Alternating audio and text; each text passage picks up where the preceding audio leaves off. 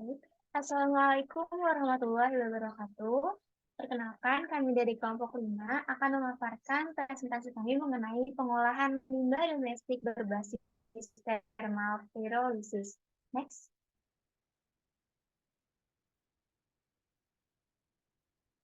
Sebelum kami memaparkan hasil diskusi kami, izinkan saya memperkenalkan anggota kelompok 5. Yang pertama ada Adiba Devi Maya, lalu ada Fadila Maulia Suherman, selanjutnya ada Jihan Sabrina Hasni, lalu ada Pahala Andreas, selanjutnya ada saya sendiri yaitu Resti Amalia Putri, dan terakhir ada Yazid Fatan Ramadan. Next.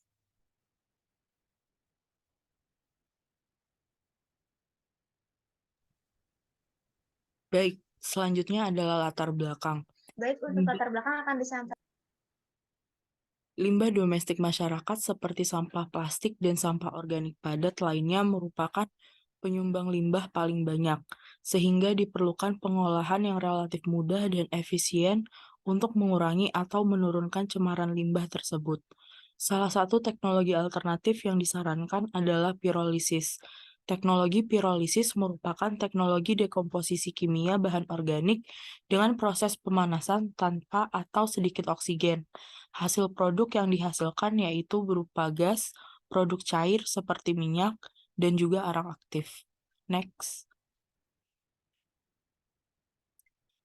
Baik, baik untuk tujuannya yaitu untuk mengetahui pengolahan limbah dengan teknologi thermal pyrolysis, mengetahui mekanisme kerjanya, mengetahui jenis limbah domestik yang dapat diolah dengan thermal, mengetahui kelebihan dan kekurangan dari teknologi pengolahan pyrolysis tersebut. Next. Baik, selanjutnya ada jenis-jenis limbah yang bisa digunakan untuk teknologi pirolisis. Yang pertama itu ada limbah organik, contohnya limbah dari rumah tangga.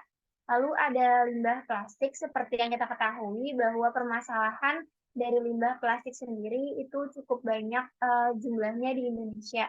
Jadi salah satu alternatif untuk pengolahannya adalah menggunakan teknologi pirolisis ini, di mana nanti limbah plastiknya akan akan digunakan sebagai bahan baku pirolisis dan juga hasilnya yaitu berupa uap cair. Selanjutnya itu ada limbah dari rumah sakit, itu ada limbah infeksius, contohnya seperti masker dan juga APD. Lalu terakhir itu ada limbah-limbah dari pertanian, contohnya ada sabut kelapa, sekam padi, dan lain-lain. Next. Baik, di sini adapun proses dan mekanisme kerja dari teknologi pirolisis itu yaitu diawali dengan sampah atau bahan baku yang dikumpulkan lalu dipotong menjadi kecil terlebih dahulu sebelum nantinya dimasukkan ke dalam reaktor. Dan dipastikan tidak ada material arang sisa pirolisis atau material lainnya sebelum memasukkan bahan baku ke dalam reaktor.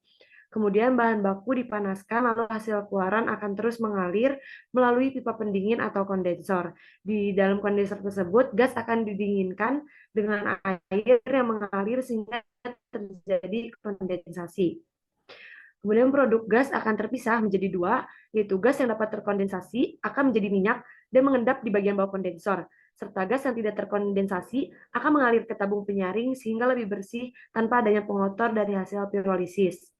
Selanjutnya dilakukan pengamatan terhadap suhu dan tekanan di dalam tabung pirolisis, yang kemudian akan terjadi penguapan bahan volatil dan penguraian bahan organik yang menghasilkan uap dan arang, di mana uap tersebut yang akan mengalir menuju kondensor lalu didinginkan agar terbentuk biooil, sedangkan sisa gas yang tidak terkondensasi akan keluar ke udara.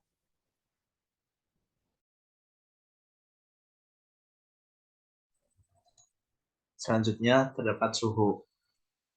Pada proses pembakaran pirolisis ini terdapat beberapa fase, yaitu yang pertama fase pengeringan terjadi pada suhu 200 derajat Celcius. Yang kedua ada fase pirolisis pada suhu 200 hingga 500 derajat Celcius. Dan yang ketiga yaitu fase evolusi gas terjadi pada suhu 500 sampai 200 derajat Celcius. Adapun karakteristik pirolisis campuran terdapat 3 macam grafik karakteristik pirolisis, yaitu yang pertama massa, yang kedua laju penurunan massa, dan yang terakhir temperatur. Pada tahap yang pertama adalah pengeringan yang ditandai dengan penurunan massa yang berjalan secara lambat. Tahap kedua adalah devolatilisasi yang ditandai dengan penurunan massa yang sangat cepat. Kemudian tahap terakhir atau tahap ketiga adalah karbonasi yang ditandai penurunan massa yang kembali melambat.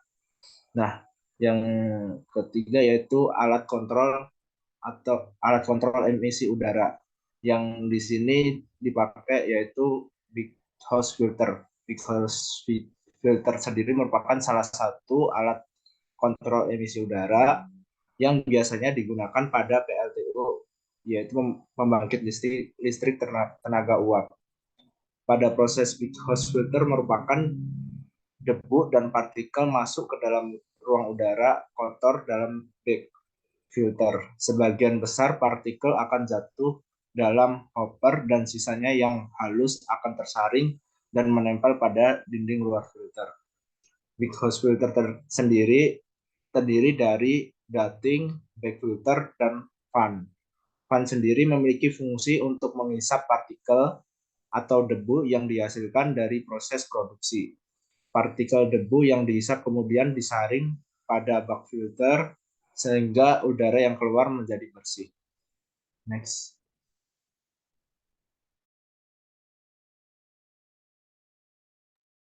Baik, selanjutnya mengenai teknologi dalam pirolisis.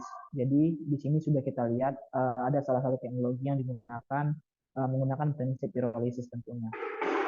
Berdasarkan alurnya dapat kita lihat berdasarkan poin-poin di sini.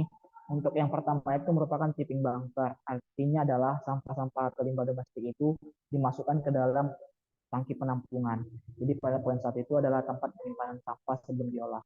Kemudian jalan ke nomor 2. Nomor 2 itu merupakan proses reader, yang artinya sampah-sampah tadi itu dilakukan pencacahan sehingga nanti menjadi butiran-butiran lebih halus lagi. Dan akhirnya masuk ke tangki ketiga, yaitu di mana tempat sampah-sampah tadi sudah dicacah sehingga menjadi lebih halus.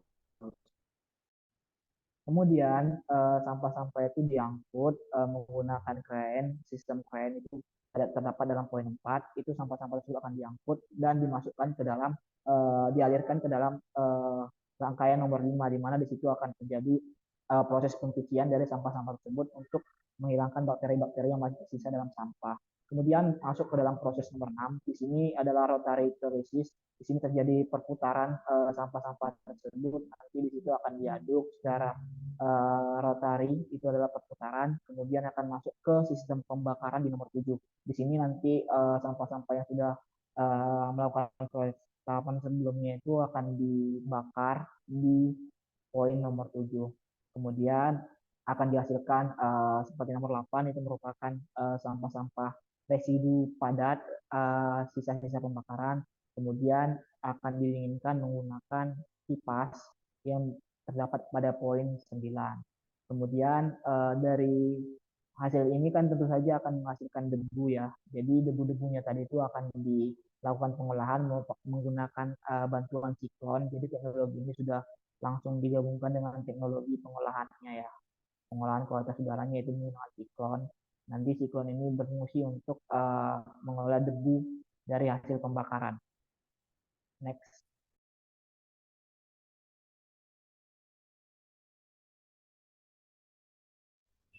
Baik, selanjutnya ada kelebihan dan kekurangan dari pengelolaan dengan metode pirolisis. Metode pirolisis merupakan salah satu pengelolaan sampah domestik yang sering digunakan. Metode pengelolaan ini memiliki kelebihan dan kekurangan tersendiri dalam proses pengolahannya. Nah, kelebihan dari metode pirolisis ini yang pertama yaitu gas yang berupa cairan dapat dimanfaatkan kembali. Kemudian ada waktu proses pirolisis yang berlangsung secara cepat. Metode pirolisis ini berlangsung dalam waktu yang relatif cepat. Waktu pirolisis untuk proses yang digunakan pada ini yaitu 2 sampai 2,5 jam, di mana waktu tersebut adalah waktu yang sangat singkat untuk dapat menghasilkan bahan bakar alternatif.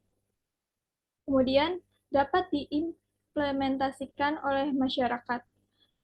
Metode pirolisis ini menggunakan alat dan bahan yang sederhana sehingga dapat lebih praktis dan mudah untuk dilakukan oleh masyarakat. Dan selanjutnya ada kekurangan dari metode pirolisis. Yang pertama yaitu penggunaan suhu yang cukup tinggi.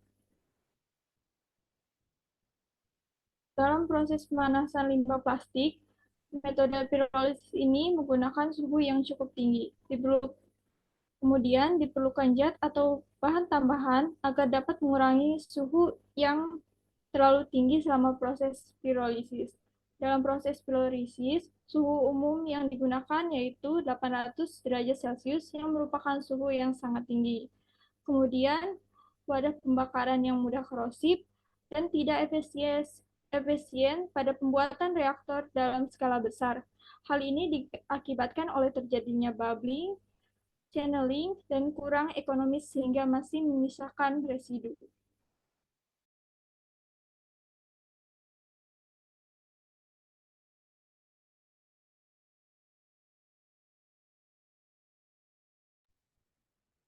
Baik, berdasarkan pembahasan yang telah dipaparkan rekan-rekan saya, maka dapat disimpulkan bahwa teknologi pirolisis adalah teknologi alternatif pengelolaan sampah berbasis waste to energy yang memanfaatkan limbah domestik seperti sampah plastik, potongan kayu, sekam padi, dan sampah organik lainnya. Mekanisme kerja dari teknologi ini yaitu pemanasan bahan tanpa oksigen sehingga dihasilkan uap dan gas yang kemudian didinginkan menjadi fase cair. Kelebihan dari teknologi ini yaitu pengolahannya yang relatif cepat, alat dan bahan yang praktis dan mudah didapatkan.